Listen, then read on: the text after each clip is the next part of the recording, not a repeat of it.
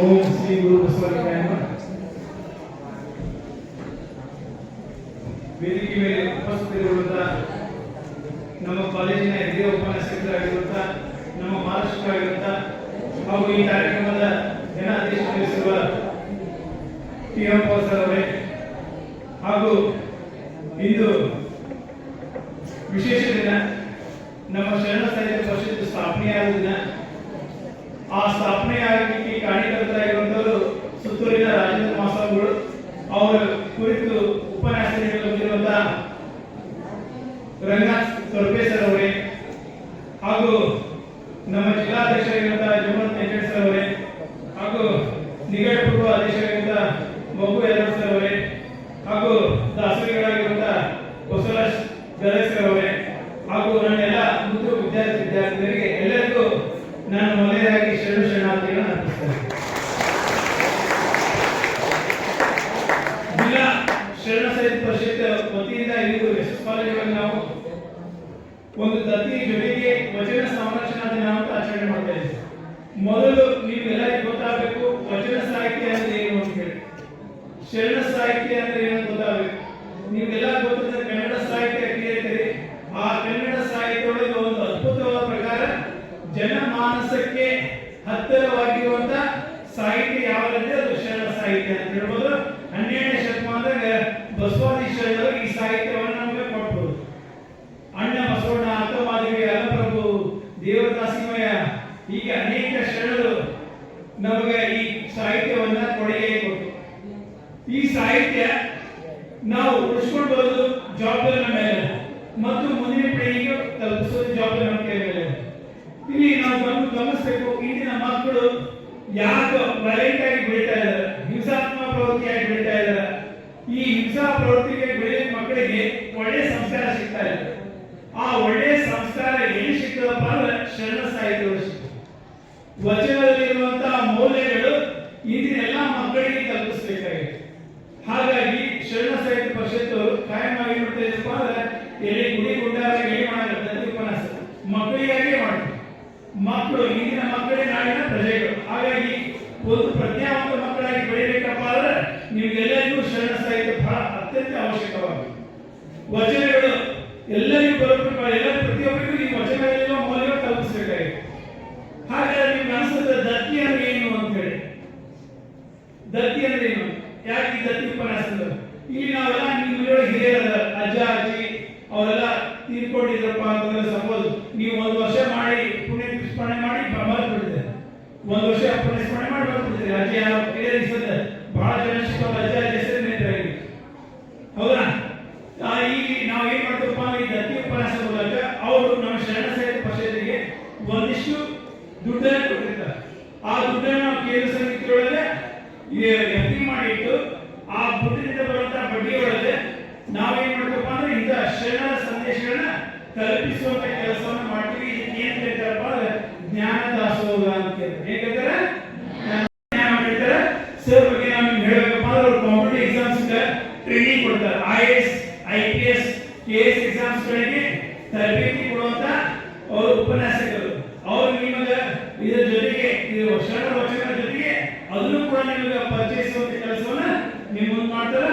ಹಾಗಾಗಿ ಯಾವ ಡಿಸ್ಟರ್ಬೆನ್ಸ್ ಮಾಡದೆ ಏನಾರ ಈ ವಿಚಾರಗಳನ್ನ ಎಲ್ಲರೂ ತಿಳ್ಕೊಂಡು ಮನನ ಮಾಡ್ಕೋಬೇಕು, ನಿಮ್ಮ ಜೀವನದಾಗ ಅಳವಡಿಸ್ಕೋಬೇಕು ಅಂತ ಹೇಳಿ ನಾನು ಎರಡು ಮಾತು ಮುಗಿಸ್ತಾ ಇದ್ದೀನಿ. ಜೈ ಹಿಂದ್, ಜೈ ಕರ್ನಾಟಕ.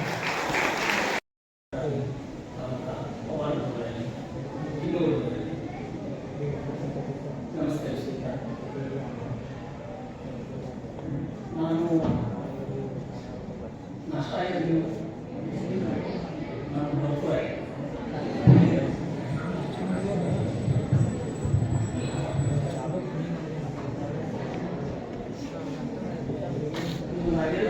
ನಷ್ಟ ಆಯಿತು, ಫುಲ್ ಆಯಿತು.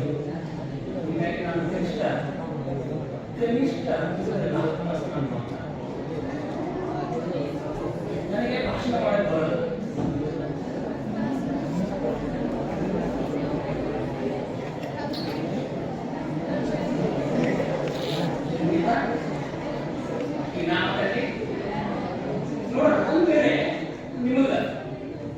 ನನ್ನ ಮಾತುಗಳು ಅಥವಾ ನನ್ನ ಸ್ಟೈಲು ಏನಾಗಲ್ಲ ಅದು ಹಿಡಿಸ್ಲಿಲ್ಲ ಅಂತಂದ್ರೆ ಒಂದು ಐಡಿಯಾ ಅವ್ನು ಹೇಳ್ಕೊಡ್ತೀನಿ ನಾನು. ಆಮೇಲೆ ಸ್ಪೆಷಲಿ ನಿಂತ್ಕೊಂಡವರು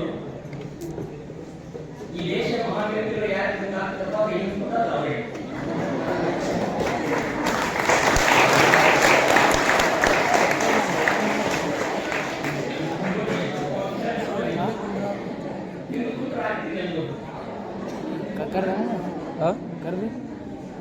ವಿಷಯ ನೀವೆಲ್ಲ ಕಾಲೇಜಲ್ಲಿ ಬಹಳ ಲಕ್ಕಿ ಇದೆ ಅಂತ ನಾನು ಹೇಳಿದಾಗ ಆ ವಿಷಯಕ್ಕೆ ಬರ್ತೀನಿ ನೋಡಿ.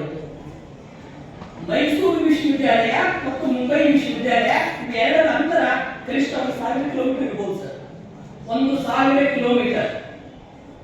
ನಮ್ಮವರು ಶಿಕ್ಷಣ ಪಡೆಯಬೇಕು ಅಂದ್ರೆ ಕಾಲೇಜ್ ಕಲಿಬೇಕಂದ್ರೆ ಮೈಸೂರಿಗೆ ಹೋಗ್ಬೇಕು, ಇಲ್ಲ ಅಂದ್ರೆ ಈ ಭಾರತದವರು ಮುಂಬೈಗೆ ಹೋಗ್ಬೇಕು. ಅಂಥ ಗಳಿಗೆ ಒಳಗ ಅಂತ ಕಷ್ಟಕರ ದಿನದೊಳಗೆ ಒಂದು ಶಿಕ್ಷಣ ಸಂಸ್ಥೆ ಇರಲಿಲ್ಲ. ಸುಮ್ಮನೆ ಇಮೇಜ್ ಮಾಡ್ಕೊಳ್ಳಿ, ಒಂದು ಕಾಲೇಜ್ ಇಲ್ಲ ಹೊರಗೆ ಹೇಗಿರ್ತಾವ ಬಹಳ ಮಜಾ ಇರ್ತದೆ. ಫುಲ್ ಊಟ ಮ್ಯಾನೇಜ್ಮೆಂಟ್ ಆಗಿರ್ತದ ಬಹಳ ಮಜಾ ಇರ್ತದೆ.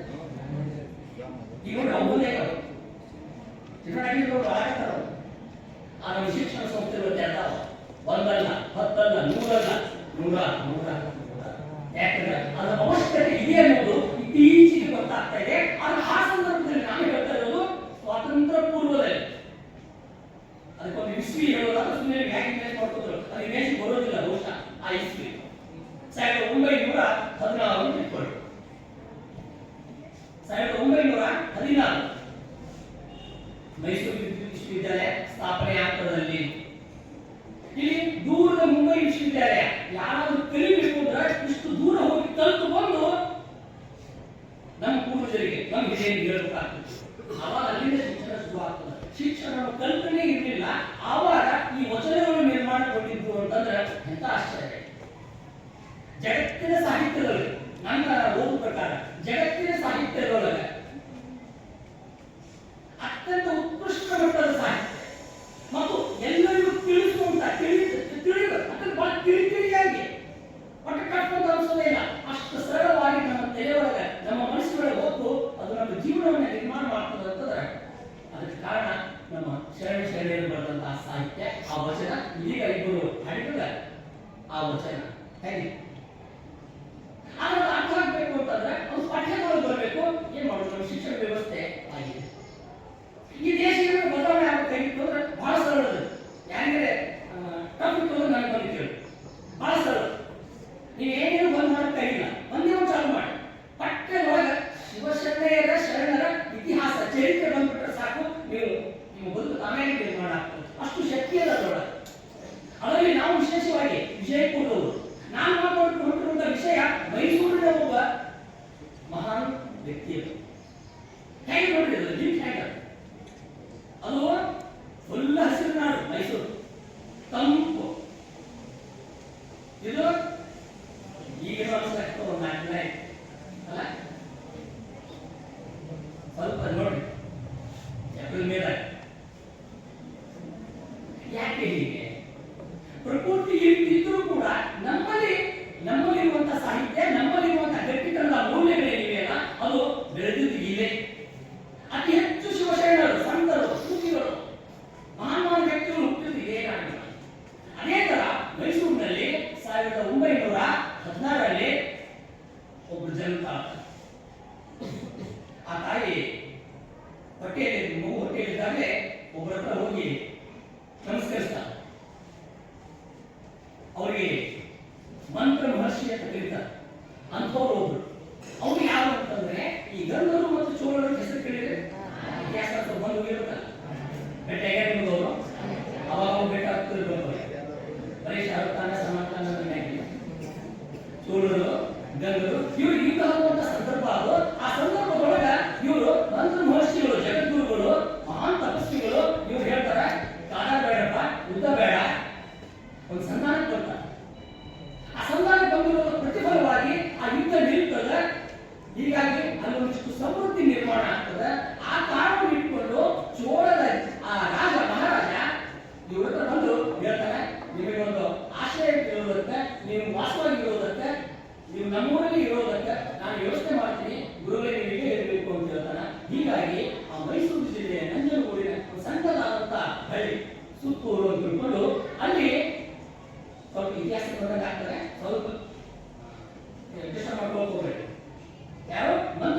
ಮಹರ್ಷಿಗಳು ಅಲ್ಲಿ ವಾಸವಾಗಿರ್ತಾರ. ಅಲ್ಲಿ ಈ ಹೆಣ್ಣುಗಳು ಬಂದು ಶಂಕರಮ್ಮ ಅಂತ ತಿಳ್ಕೊಂಡು ಹೆಣ್ಣುಗಳು ಬಂದು ನಮಸ್ಕರಿಸಿ ಹೇಳುವಾಗ ಅವ್ರು ಹೇಳ್ತಾರೆ, ಅಮ್ಮ ನಿನ್ನ ಹೊಟ್ಟೆಯಲ್ಲಿ ಮಗುವಿದ್ಯಾ, ಅದು ಬಹಳ ದೊಡ್ಡ ವ್ಯಕ್ತಿ ಆಗ್ತಾನೆ, ಅದರ ಕೆಲಸ ಮಾಡ್ಬಿಡ್ತೀನಿ.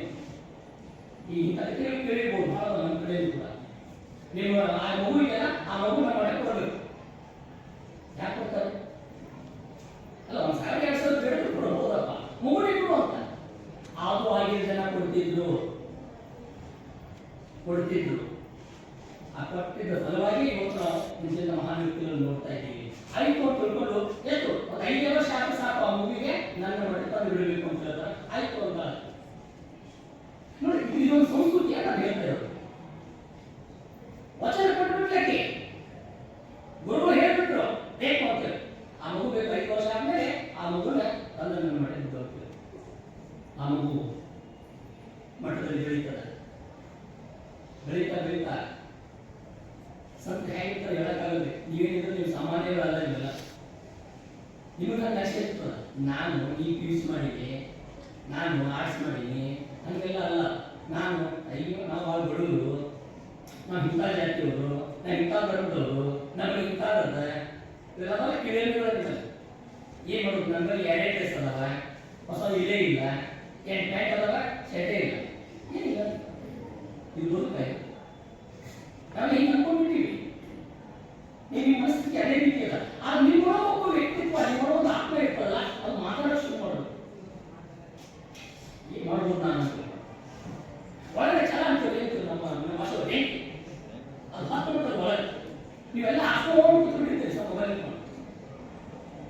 ಇಲ್ಲ, ಅದು ಅಲ್ಲ, ಅದು ಹತ್ತಬೇಕು, ಅದು ಹೊತ್ತಬೇಕು. ಹೊತ್ತಿನಾಗಲೇ ಕುದಿತದೆ ಏನಾಗುತ್ತೆ. ಇದು ನಿರ್ಮಾಣ ಆಗೋದು ಸುಮ್ಮನೆ ನಿರ್ಮಾಣ ಆಗೋದಿಲ್ಲ. ಇದು ಸಮಸ್ಯೆಗಳು ಇದ್ದಾಗ ಮಾತ್ರ ನಿರ್ಮಾಣ ಆಗ್ತದೆ.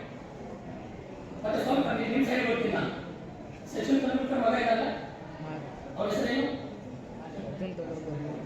ಶರಣ ಮಗ ಇದ್ದಲ್ಲ, ಅವನ ಹೆಸರೇನು? ಅಮಿತಾಬ್ ಬಚ್ಚನ್ ಮಗ ಅಮಿತಾಬ್ ಬಚ್ಚನ್ ಆಗಲೇ ಇಲ್ಲ, ಶಾರುಖ್ ಖಾನ್ ಮಗ ಶಾರುಖ್ ಖಾನ್ ಆಗಲೇ ಇಲ್ಲ, ಸಚಿನ್ ಮಗ ಸಚಿನ್ ಆಗಲೇ ಇಲ್ಲ, ಕಪಿಲ್ ದೇವ್ ಮಗ ಕಪಿಲ್ ದೇವ್ ಆಗಲೇ ಇಲ್ಲ. ಯಾಕೆ? ಎಲ್ಲವೂ ಇದೆ. ನಮ್ಮ ಮನೆಗೆ 7-8 ಕಾಲಗಳು ಬೇರೆ ಹೊಸ ದೊಡ್ಡ ಬಂಗಲೆ ಇದೆ, ಸಿಕ್ಕಾಪಟ್ಟೆ ಟ್ಯಾಂಕ್ ಬ್ಯಾಲೆನ್ಸ್ ಅದ, ಹೆಸರದ ಎಲ್ಲವೂ ಇದೆ. ಆದ್ರೆ ಅವ್ರ ಅಪ್ಪನ ಅವ್ರ ಮಕ್ಕಳಿಗೆ ಆಗೋಕ್ಕಾಗಲಿಲ್ಲ. ಯಾಕೆ?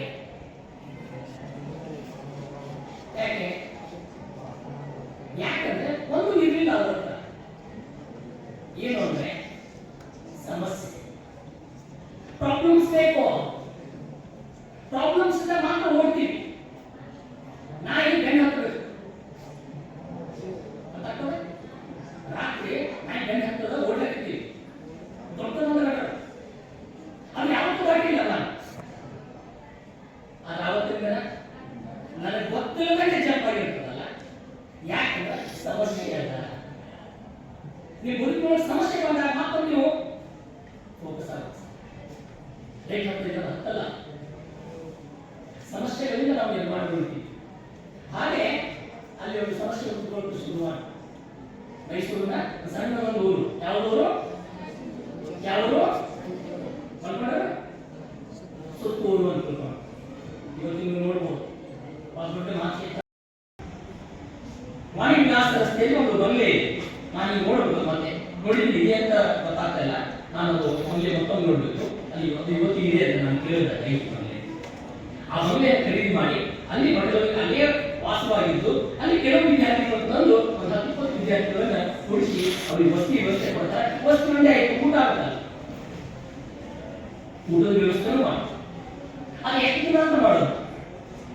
ಒಂದು ಸಂದರ್ಭ ಬರ್ತದೆ. ಅದಕ್ಕೆ ನಾನು ಹೇಳ್ತಾರೆ ಸಮಸ್ಯೆಗಳು ಬರಬೇಕು ಮನುಷ್ಯನಿಗೆ. ಅಂದಾಗ ಮಾತ್ರ ನಾವು ಏನಾದ್ರೂ ಚೇಂಜ್ ಆಗ್ತೀವಿ. ಇಲ್ಲಂದ್ರೆ ಹೇಗೆ ಇರ್ತೀವಿ? ಯಾರ್ಯಾರು ಬಂದು ಯಾರ್ಯಾರು ಹೋದ್ರು. ನಾನು ಮಾತನಾಡ್ತಿರೋ ವ್ಯಕ್ತಿ ಯಾವಾಗ ಹುಟ್ಟಿರುವಂತವ್ರು 14 ಹುಟ್ಟಿದಂಥವ್ರು, ಅವ್ರ ಬಗ್ಗೆ ಮಾತನಾಡ್ತಾ ಇದ್ದೀನಿ. ಆದ್ರೆ ನನ್ನ ಅಜ್ಜ ಹುಟ್ಟಿದ ಬಗ್ಗೆ ನನಗೆ ಗೊತ್ತಿಲ್ಲ, ಯಾವ ಹುಟ್ಟನೂ ಗೊತ್ತಿಲ್ಲ. ನಮ್ಮ ಅಜ್ಜ ರಾಜಾರಾಮ್, ಅವನ ಅಪ್ಪ ಗೋವಿಂದರಾವ್, ಅದಕ್ಕೆ ಯಾರು ಗೊತ್ತಿಲ್ಲ ನನಗೆ. ಯಾಕೆಂತಂದ್ರೆ ಅವ್ರು ಇಂಥ ಕೆಲಸಗಳು ಮಾಡಲಿಲ್ಲ, ಸಾಮಾಜಿಕ ಕೆಲಸಗಳು ಮಾಡಲಿಲ್ಲ. ಅವರಲ್ಲಿ ಒಳಗಡೆ ಏನಲ್ಲ ಆ ದೇಶ ಅದು ಹೊತ್ಕೊಳ್ಳಿ. ಇವರಿಗೆ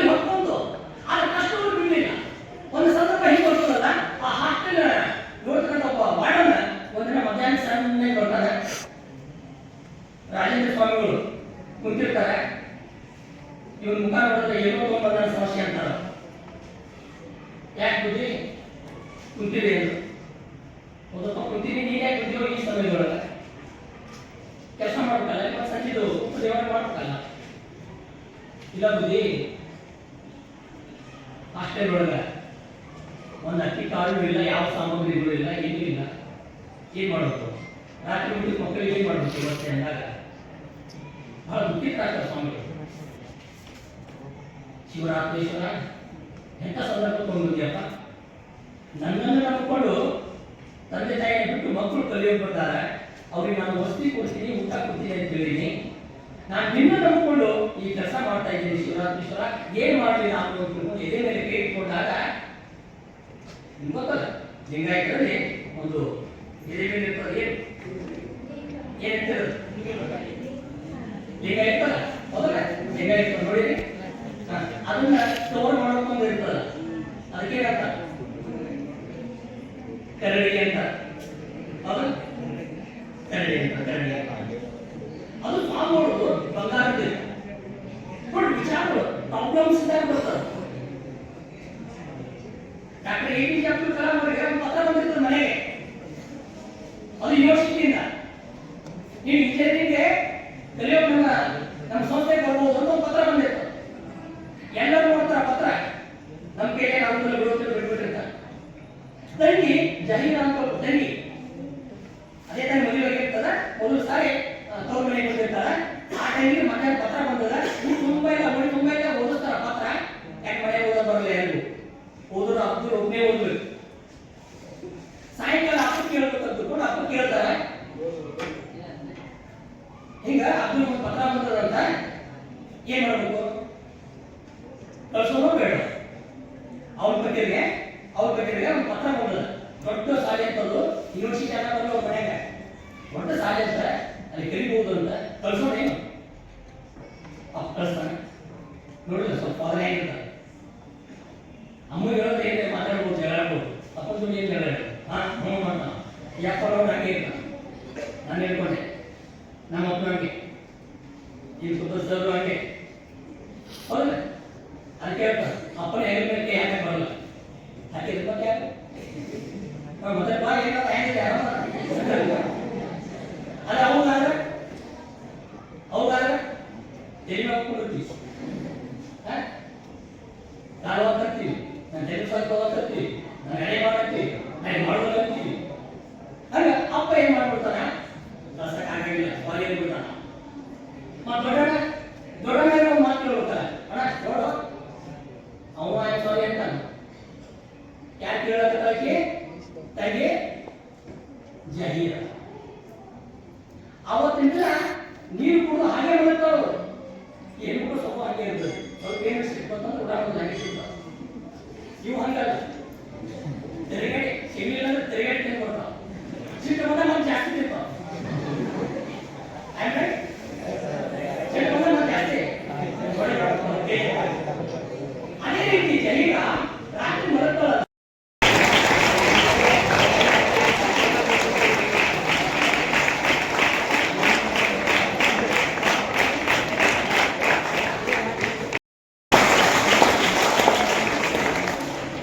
ಮೊದಲು ನಮ್ಮೆಲ್ಲರಲ್ಲಿ ಕ್ಷಮೆ ಕೇಳಿ, ಯಾಕಂತಂದ್ರೆ ಉದ್ಘಾಟನೆ ಮೊದಲಾಗಬೇಕು, ಅದು ನಡುವಾಯಿತು. ಅನಿವಾರ್ಯ ಕಾರಣಗಳಿಂದ ಅಲ್ಲಿ ಅಸೋಸಿಯೇಷನ್ ಒಳಗೆ ಮೀಟಿಂಗ್ ಇದ್ದಿದ್ದರಿಂದ ನಾನು ಹೋಗಬೇಕಾಗಿತ್ತು. ಸಾರಿಗೆ ಸಾರಿಗೆ ನೀವು ಮುಗಿಸಿ ಕಂಟಿನ್ಯೂ ಮಾಡಿದ್ರೆ ಅವ್ರು ಕೇಳಿಲ್ಲ. ಆಮೇಲೆ ನೀವು ಬರಲೇಬೇಕು ಸರ್, ಮಧ್ಯದೊಳಗೆ ಯಾರು ಅದನ್ನು ಮಾಡೋಣ ಅಂತ ಹೇಳಿದರು. ಅದಕ್ಕೆ ಅವ್ರ ಮಾತಿಗೆ ಗೌರವ ಕೈಗೊಂಡ್ರೆ ಇಲ್ಲಿ ಬಂದಿದ್ದೇನೆ.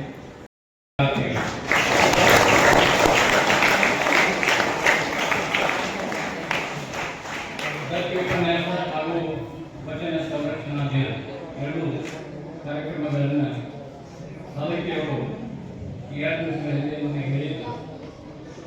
ಇದನ್ನು ಒಂದು ಕಾರ್ಯಕ್ರಮ ಇದೆ, ತಾವು ಏನಂತಂದ್ರೆ ನೀವು ಬರಬೇಕು ಸರ್ ಅಂತ ನಾನು ಹೇಳಿದ್ದೆ ಅವರಿಗೆ. ಮತ್ತೆ ಯಾರೋ ಹಾಕೊಂಡ್ರೆ ಮಾಡಬೇಡ, ಕೊಲ್ಲಬೇಡ, ಹಿಂಸೆ ಮಾಡಬೇಡ, ಮುನಿಯಬೇಡ, ಓದಿಸ್ಕೊಳ್ಬೇಡ, ಹೋಗು ತಂದೆ ಸಿಟ್ಟು ತಗೊಳ್ಳಿ. ಕ್ರಾಂತಿ ಬರೋದು ಶಾಂತಿ ಫೆಬ್ರವರಿ ಹೋಗ್ಬೇಕಂದ್ರೆ ಸೀಟ್ಗಳನ್ನ ಮೂವ್ ಕೈಗೊಂಡ್ರೆ ಸ್ಟ್ಯಾಂಡ್ ಆದ್ಮೇಲೆ ಮುಗಿಲ್ಲ ಮೂವ್ ಕೈಗೊಂಡ್ರೆ ಸೀಟ್ ಹೆಸರು ಇರ್ತದೆ ಆಮೇಲೆ ಯಾಕಂತಂದ್ರೆ ನೀವೆಲ್ಲ ಈಗ ಹಸುವಾಗಿರ್ಬೇಕು 12 ಗಂಟೆ ಮೇಲೆ ನಿಮ್ಮ ಸಮಯವನ್ನು ಬಹಳ ತೆಗೆದುಕೊಳ್ಳುವುದಿಲ್ಲ ಮತ್ತು ನಿಮ್ಮ ಸಹನೆಯನ್ನು ಸಹಿತ ನಾವು ಪರೀಕ್ಷೆ ಮಾಡಲಿಕ್ಕೆ ಹೋಗುವುದು. ವೇದಿಕೆ ಮೇಲೆ ಆಸೀನರಾಗಿರ್ತಕ್ಕಂಥ ಎಲ್ಲ ಗಣ್ಯಮಾನ್ಯರಿಗೆ ಶರಣಾರ್ಥಿಗಳನ್ನು ಸಲ್ಲಿಸಿ ಈಗಾಗಲೇ ಸುಮಾರು ಶಾಂತ ರೀತಿಯಿಂದ ಉಪನ್ಯಾಸವನ್ನು ಆಲಿಸಿರ್ತಕ್ಕಂಥ ತೋರ್ಪಡೆ ಅವರು ಇವತ್ತು ನಿಮ್ಮ ರಂಗನಾಥ್ ತೋರ್ಪಡೆ ಧಾರವಾಡದಲ್ಲಿ IAS ಹಾಗೂ IPS ಅಭ್ಯರ್ಥಿಗಳಿಗೆ ತರಬೇತಿಯನ್ನು ಕೊಡ್ತಕ್ಕಂಥ ಕೋಚಿಂಗ್ ಕ್ಲಾಸ್ ನಡೆಸ್ತಕ್ಕಂಥವ್ರು. ನೀವು 1000 ವಿದ್ಯಾರ್ಥಿಗಳಿರುತ್ತೆ ಅವ್ರನ್ನ ಹೇಗೆ ಕಂಟ್ರೋಲ್ ಹೋಗ್ಬೇಕಂತ ಸಹಿತ ಅವರಿಗೆ ಒಂದು ವಿಶೇಷವಾದ ಸಾಮರ್ಥ್ಯ ಇದೆ, ವಿಷಯನೂ ಹಾಗೆ ಇರ್ತದೆ. ಅದರ ಸಲುವಾಗಿ ನೀವು ಶಾಂತ ರೀತಿಯಿಂದ ಕುಳಿತುಕೊಂಡಿದ್ದೀರಲ್ಲ, ಅದಕ್ಕೆ ಎಲ್ಲರಿಗಿಂತ ಶರಣ ಸಾಹಿತ್ಯ ಸಮ್ಮೇಳನ ಮುಖ್ಯಮಂತ್ರಿಗಳು, ಈಗಿನ ಮುಖ್ಯಮಂತ್ರಿಗಳೇ, ಆಗಲೂ ಸಹಿತ ಮುಖ್ಯಮಂತ್ರಿಗಳಿದ್ರು, ಅವರು ಸಿದ್ದರಾಮಯ್ಯ ಅವರು ಬರೋದು ಲೇಟ್ ಆಯ್ತು. ಅವರು ಬರೋದ ಉದ್ಘಾಟನೆ ಬೇಡ ಅಂತ ತಿಳ್ಕೊಂಡು ಮುಂದಿನ ಕಾರ್ಯಕ್ರಮಗಳನ್ನು ಮೊದಲು ಮಾಡಿ 12 ಗಂಟೆಗೆ ಅವರು ಹೆಲಿಕಾಪ್ಟರ್ ಬಂದ್ರು, ಆ ನಂತರ ಉದ್ಘಾಟನೆ ಮಾಡಿದ್ರು. ಆ ರೀತಿಯಾಗಿ ಅವರಿಗೆ ಮೀಸಲಾಗಿದ್ದು ಉದ್ಘಾಟನೆ ಮಾಡೋದು. ಅದ್ರ ಸಲುವಾಗಿ ನಾವು ನಂತರ ಮಾಡಿದ್ರಾಯ್ತು ಅಂತ ಹೇಳಿ ಬಿಟ್ಟಿದ್ದೆವು. ಅವರೇ ಬಂದು ಉದ್ಘಾಟನೆ ಮಾಡಿದ್ರು, ನಮ್ಗೆ ಬಹಳ ಸಂತೋಷ ಆಯಿತು ಅನ್ನುವಂತ